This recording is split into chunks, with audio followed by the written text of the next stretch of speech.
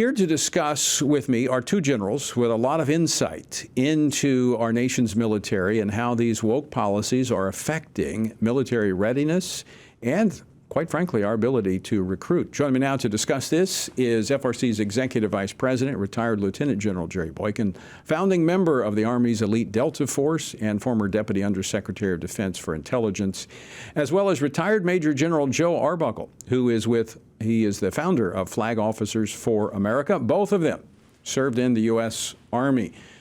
General Arbuckle, General Boykin, welcome. Good to be with you.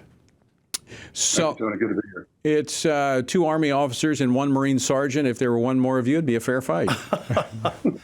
Joe, I'm sorry you have to put up with this. That's okay, I understand. All right. So, General Arbuckle, I'm going to start with you. First and foremost, what is the biggest issue the military is facing right now from a military readiness standpoint? Well, it's the woke policies that you've been talking about, Tony. It's the critical race theory and DEI, diversity, equity, and inclusion, that are upsetting the entire force. And one way to measure that is in the recruitment, which you touched upon earlier. The ability of the DoD, Department of Defense, to recruit adequate numbers of people in all services is critical to readiness. We're suffering the greatest recruitment crisis we've had since the volunteer military was formed back in 1973. So you have to ask yourself, why is that? Why is that happening right now?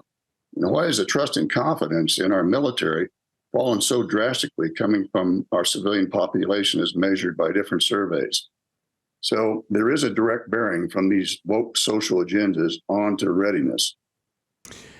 I'm going to throw this out for both of you. First, I'll go to you, General Boykin. One of the issues that's been raised in hammering Senator Tuberville, who was on the program earlier, is that by putting a hold on these promotions of flag officers, that it is creating a military readiness issue. When General Arbuckle just said it's the woke policies. Is the senators' hold on these military promotions, is that a readiness issue? From my perspective, no. And I would almost bet that General Arbuckle at some point was in a job that was, his current grade was lower than what the position called for. But that didn't stop us from being able to go to war. And what we've got to remember is that we are training people to move up to that next point. So if the guy that's in that position can't move out of it because the guy that's supposed to take it is being held up by somebody like Senator Tuberville, that is not going to stop the war. It's not going to stop the military from fighting. It is not ideal, but it is not a catastrophic failure of our promotion system or anything else that's stopping us from being able to do what has to be done as a military force. Now, nothing against military officers, but there's quite a few at the Pentagon right now. In fact, when you look at the ratio between enlisted and the officers, it's quite high. I'm going to go to you, General Arbuckle. You said that this wokeness is what is threatening our military readiness, but let's talk about our national security.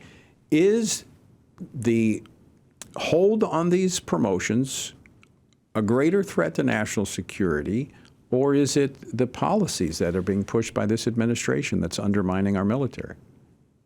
Well, there's no question about that, Tony. It's the policies, the woke social policies. And I absolutely agree with what General Boykin just said about the hold on these promotions. Yes, it creates turmoil, a little bit of adjusting here and there, but it does not affect readiness. We have depths in our ranks so that the number 2 guy can jump in and replace the number 1 guy in a heartbeat. So that's not the issue. The readiness business, I think, needs to be looked at from a standpoint of what's inside these woke programs. And the left doesn't like to hear this, but the bottom line is these DEI and CRT policies are really based upon fundamental Marxism, which divides people into 2 groups, setting one as the oppressor, the other as being oppressed. And that then causes all kinds of turmoils within the rank.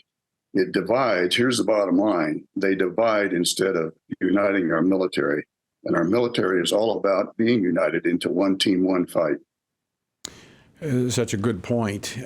Just we're about out of time, but if they were concerned about retention, recruitment, when we knew that the COVID threat was over, they didn't back off. In fact, we saw 8,400 members of the military driven out because they didn't get a vaccine.